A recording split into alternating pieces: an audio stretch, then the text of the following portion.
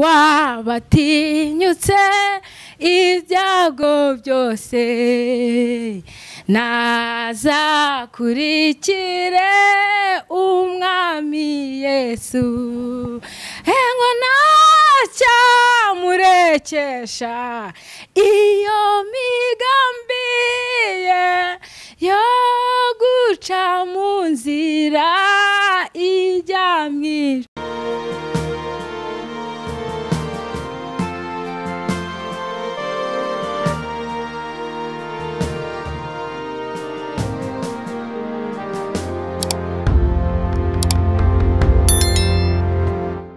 Turasuhuje inshuti zacu za gusenga everyday muri ku mpande zine zitandukanye, abari muri Australia, abari muri Amerika, abari muri Aziya, abari muri Europe, abari muri Afrika, abari mu Rwanda. Tubakira kuri cyano gusenga everyday kuno kwezi kw'amasengesho kuri everyday. Wowe ugize umugisha ukaba kuri gusenga everyday, niba utarakanda subscribe ukanda subscribe kugira ngo ubane natwe muri aya masengesho y'uku kwezi. Kandi muri uku kwezi nubana natwe muri aya masengesho ugiye kubona igitangaza, ugiye kubona inzira zifunguka, uko Yesu yavuze ngo dusenge ubudasiba. Gusenga everyday ni shakiro ry'ubutumwa bwiza.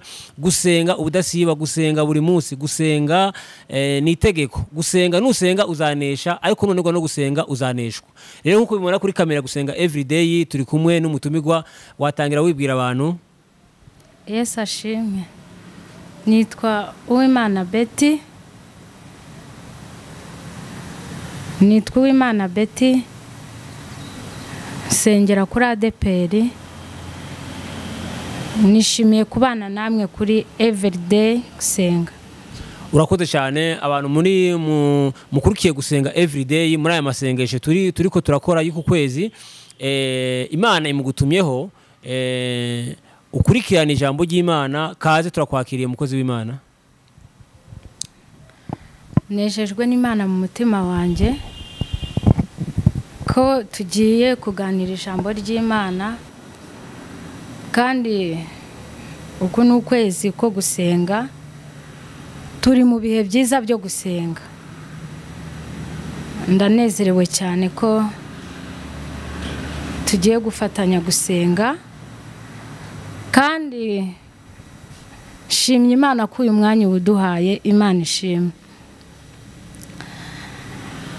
Tugiye gusenga kugira ngo Imana ibane natwe muri aka kanya keza ko kumva ijambo ry'Imana. Imana ibahe umugisha.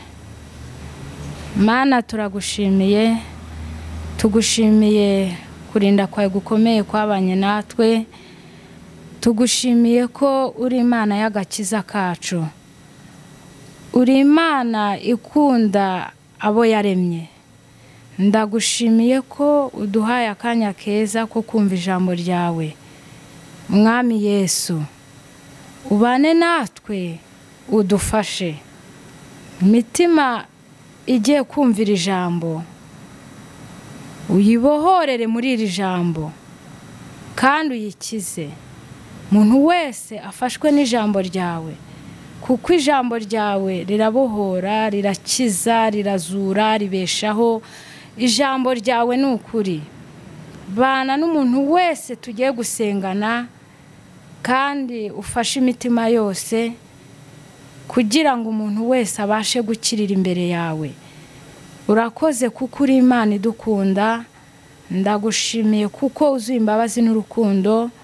Utugire neza muri byose, ni mu izina rya Yesu Kristo, amen. Tugiye gusoma ijambo ry'Imana.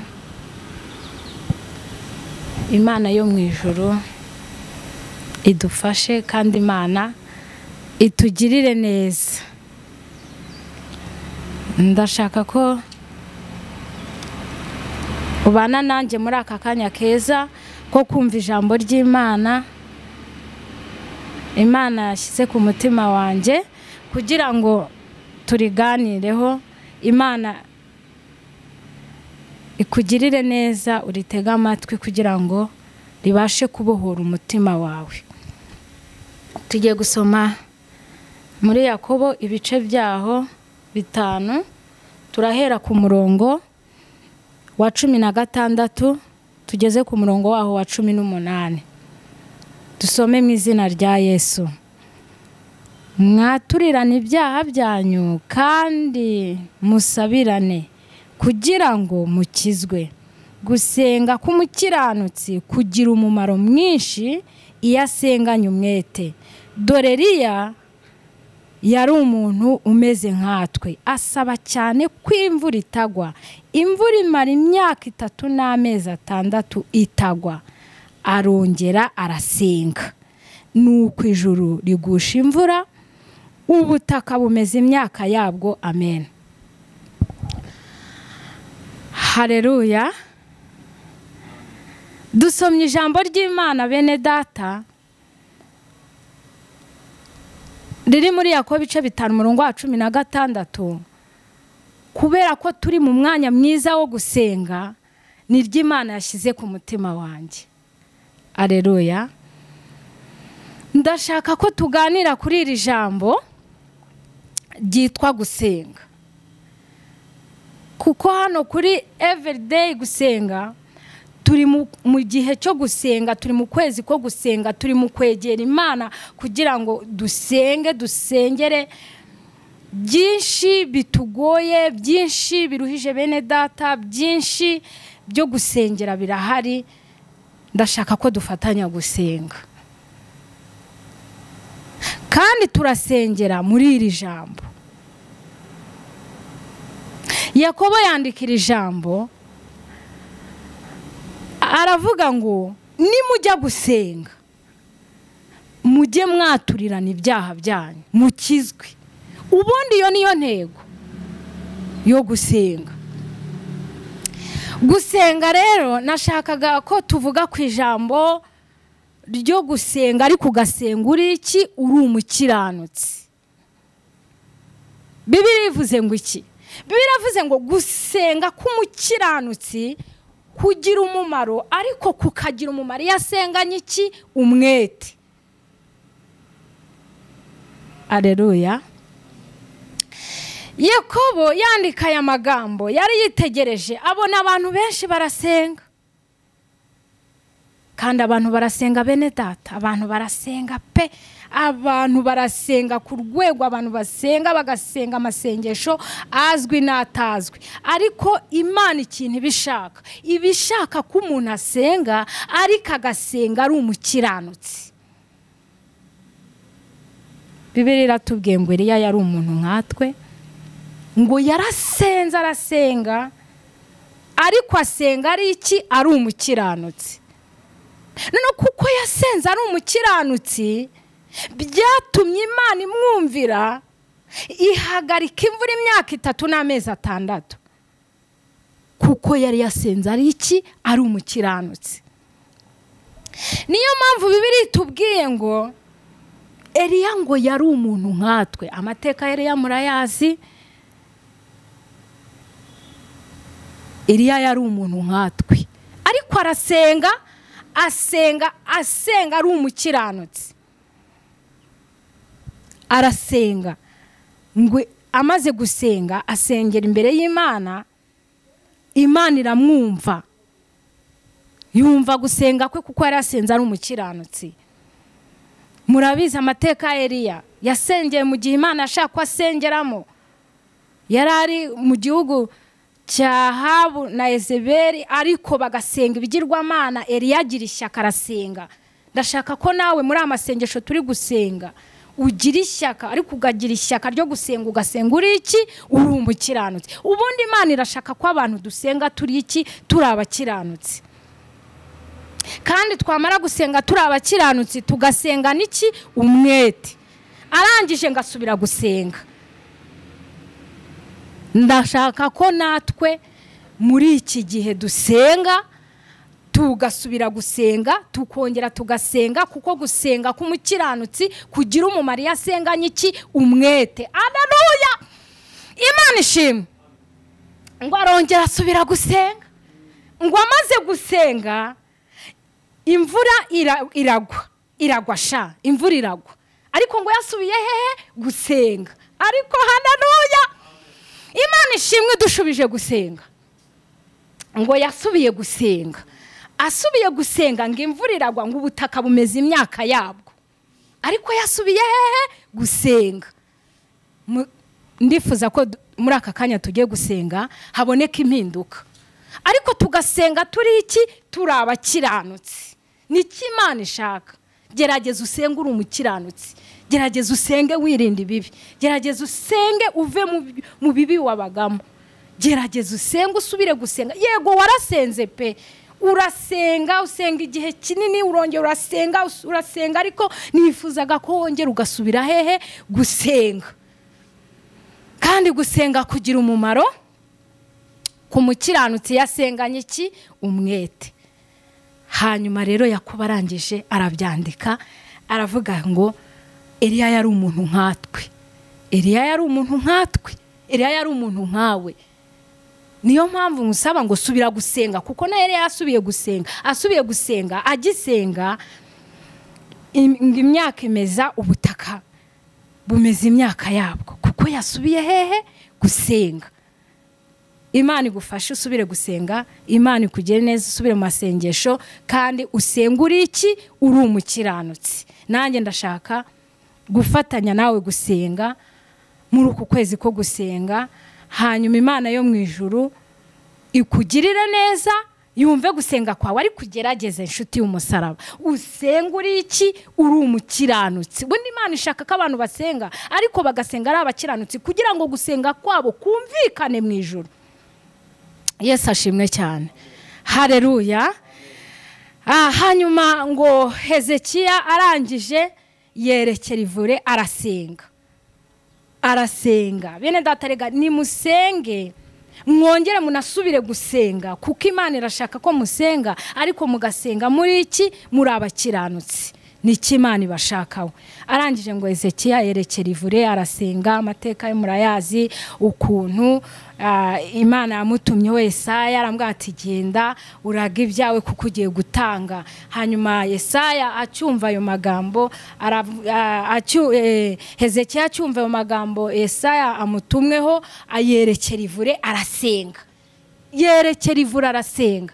Agisenga Imana yumva gusenga kwe, kuko yari umukiranutsi. Ariko bene data nimusenge rwose muri abakiranutsi, mugerageze byakuneshaga ubineshe, ibyakurwanyaga Bibiri ivuga ijambo rikomeye, biravuga ngo muhunge Satani, mumurwanye mumuhunge, nawe azagira gute? Mumuneshe mumurwanye muhunge, nawe azabahunga. Ariko iki ni igihe cyo kurwanya Satani, iki ni igihe cyo guhunga Satani n'imikorere ye. Tugasenga turi abakiranutsi, tugakorera Imana tugerageza kuva mu bibi, tugasenga ku rwego Imana izajya tureba turi mu masengesho ikavuga ati abana banjye basenze, reka nurukire kubatabara, kanurukire kubarengera, kanurukire kubagirira neza, kuko bagerageje gusenga ari iki? Ari abakiranutsi. Imana igufashe gusenga uri umukiranutsi, Imana igufashe gusenga uhindukira uva mu bibi, Imana igufashe gusenga wirinda, Imana igufashe gusenga ugerageza guhindukira ureka ibibi byawe wabagamo. Hamwe n'iri jambo rero tugiye kurisengeramo kugira ngo Imana idufashe gusenga, tube mu masengesho ariko turi iki? Turi abakiranutsi bene data. Gusenga kugira umumaro umukiranutsi, kuko umukiranutsi Bibiliya yavuze ijambo rikomeye, biravuga ngo ntabwo nzata abantu bagenda bagize gute? Batunganye. Bibiliya ntizata umuntu ugenda atunganye. Hanyuma rero hamwe n'iri jambo reka turisengeremo kugira ngo Imana idufashe gusenga turi iki? Turi abakiranutsi. Mu byakuneshaga ugerageza kugaruka mu nzira nziza yo gukiranuka, Imana yo mu ijuru izakugirira neza, izagufasha mu ntambara urwana, irusheho kuba hafi yawe, ikwegera ikugirire neza. Ngiye gusenga rero, ariko ntarasenga ndagira ngo mvugane n'umuntu wari warananiwe gusenga, ngo asubire gusenga, hanyuma nanjye ndafatanya nawe gusenga kugira ngo Imana yongere igire gute? Imugirire neza. Ndasengana n'umuntu wari waraguye ushaka kubyuka, ndasengana n'umuntu ufite ibyaha byuzuye umutima we akavuga ati genda ndashaka kwatura nkabohoka nkaruhuka nkasenga ndi umukiranutsi noneho Imana inyemera kugira ngo intambara zanjye n'ibigeragezo byanjye n'amakuba yanjye n'ibyago byanjye Imana ibinkize. Uwo muntu ndasengana nawe kuko Bibiliya iravuga ngo umuntu ujya kuvuga ibyanjye abanza ave mu bidatunganye. Birikavuga ngo kandi nta mahoro umunyabyaha ni kuwiteka avuga. Ntabwo ushobora gusenga ufite ibyaha ngo ugire amahoro, ntushobora gusenga uri mu bizira ngo ugire amahoro. Ariko ndashaka gusengana n'undi muntu utarakira umwami Yesu nk'umukiza mu bugingo bwe kugira ngo Yesu amubohore nawe amukure mu gitabo cy'urupfu amushyire mu gitabo cy'ubugingo amushyire mu bana be. Ndasengana n'umuntu wumva nta byiringiro yari afite byo gutabarwa. Asengana n'abantu barwaye baruhijwe n'umubiri, turi mu masengesho bene data, ariko Imana ikishaka nuko dusenga tugize gute dukiranutse. Reka dusenge hanyuma Imana itugirire neza. Ngiye gusengana nawe kandi n'ukuri wizere ko Imana yo mu ijuru igukunda iri kumwe nawe nuhindukira ukava mu bizira. Imana yo mu ijuru izakugirira neza. Mana yo kwizerwa, aleluya. Kandi Yesu wo kwiringirwa, wowe mukozi w'umuhanga otaya sti eredotaya siri, wowe wumva gusenga onetita ode bonestaya siri. Turi mu masengesho Uwiteka Imana erestirebo ishobora ibintu byose. Imana ifite imbabazi, Imana ifite urukundo rwinshi. Nyemerera nyagora ku ngoma Imana murengezi w'ubugingo, Imana shuti yabera utaya binistire dotaya. Ugirire neza imitima irushye, ugirire neza abantu baguye babyuke, ugirire neza abantu basenga babashe gusenga ari abakiranutsi, kuko Bibiliya itubwiye ijambo rikomeye ngo gusenga k'umukiranutsi ngo kugira umumaro. Haleluya. ngo yasenganye umwete. Mana nosti erebo tokitara binistire dotaya. Rengera imitima yaguye uyibyutse mu izina rya Yesu. Turi mu masengesho dusenge abatarakumenya ngo bakumenye, abantu bakira umwami Yesu nk'umukiza mu bugingo bwabo, abantu bave mu bizira babamo, abantu bakizwe. Haleluya. Basengere dotaya ari abakiranutsi. Imana ishimwe kwikunda abakiranutsi. Imana ishimwe ko destire dotaya itajya yirengagiza gusenga kwabo. Mana data wa twese dukurikiwe n'isi yose, abantu batega amatwi iri jambo ureke ribahembure, ureke ribakize, ureke ribazure, risubize intege mu bugingo mu izina rya Yesu. Uwiteka Nyiringabo herekeza ijambo ryawe, ureka abantu basenga bakiranuka, ureka abantu basenga bava mu bibi byabo, ureka abantu baguhindukirire kuko abakurikiriye icano ni benshi. Reka imitima yabikire, ubugingo bwabo bube busima. Mwami Yesu ndasenze kugira ngo ukize abarwayi mu izina rya Yesu. Abarushyu baruhure, babuze igisubizo cy'ibibazo bakibone mu izina rya Yesu. Ukize kanseri, ukize diyabete, ukize paralize, ukize imitima, ukize abantu indwara z'imitima n'iz'imibiri mu izina rya Yesu. Uwiteka Nyiringabo, umuntu wese urushya ruhuke, umuntu wese ugushaka kubone, uwabuze inzira yibone, uwabuze akazi akabone mu izina rya Yesu. Umuntu wese washaka kujya kwiyahura, izo mbaraga ndazirukanye ku buzima bw'abantu mu izina rya Yesu.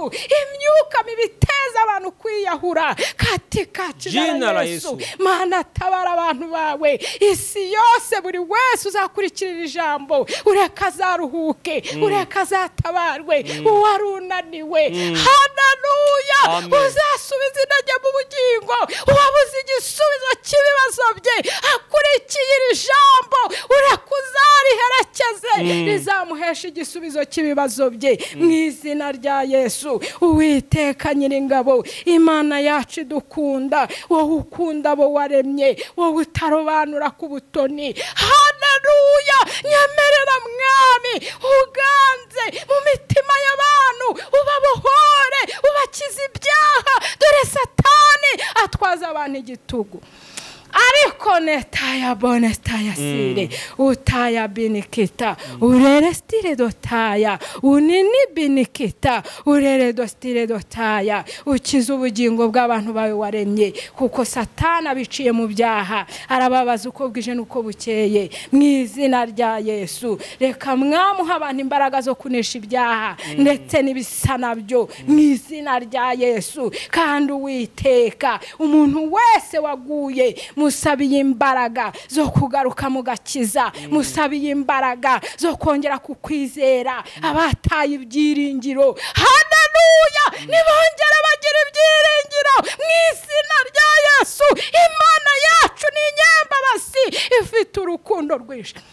Onita ode boneta yasire nonesti ereborewa otakita udibinistire dotaya. Ugirire neza abantu barushye, ugirire neza abantu baremerewe mu izina rya Yesu. Gusenga everyday, ureka umuntu wese uzajya uhagera akurikiye ikiganiro azajya aruhuka, azajya afashwa nawe, azajya akira mu izina rya Yesu. Abashomeri bahakazi mu izina rya Yesu. Niwubaka ingo ziri gusenyuka, nurengera igihugu cyacu mu izina rya Yesu. Turasenze ngo ugishireho uburinzi. Uwiteka Nyiringabo, uturindire abayobozi, uturindire itorero, urinde ubugingo bw'abera mu izina rya Yesu.